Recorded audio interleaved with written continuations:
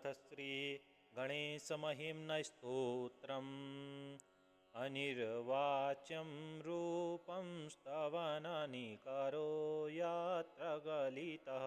तथा वाक्ये स्तोत्रं प्रथमपुरुषस्यास्त्रमहतः यतो जातं विश्वस्थितिमपि सदा यत्र विलयः सकेदृक्कृण्वाणः सुनिगमनुतः श्रीगणपतिः गकारो हेरम्बः सगुण इति पुं निर्गुणमयो द्विधापेको जातः प्रकृतिपुरुषो ब्रह्म हि गणः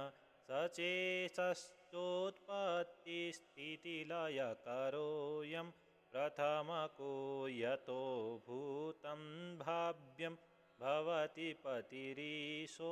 गणपतिः गकारः कण्ठोर्ध्वं गजमुखसमो मर्त्यसदृशो णकारः कण्ठाधो जठरसदृशाकार इति च अधोभावः कट्यां चरण इति हि सोऽस्य च तमः बिभातीत्यं नाम त्रिभुवनसमं भूर्भुवसुवः गणाध्यक्षो ज्येष्ठः कपिलः परो मङ्गलनिधिः दयालुर्हेरम्बो वरद इति चिन्तामणिरजः वरानीशो दुण्डिर्गजवदन नाम शिवसुतो मयूरेशो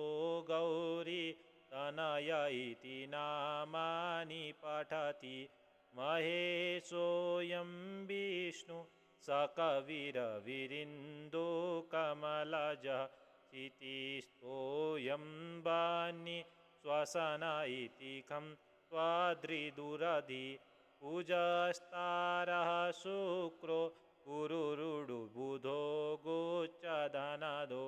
यमः पाशिकाभ्यः शनिरखिलरूपो गणपतिः मुखं वाणिः पादौ हरिरसि विधाता प्रजननं रविर्नेत्रे चन्द्रो हृदयमपि कामोऽस्य मदन करौ शुक्रः कट्यामवनिरुदरं भाति दशनं गणेशस्यासन् वै क्रतुमयवपुश्चैव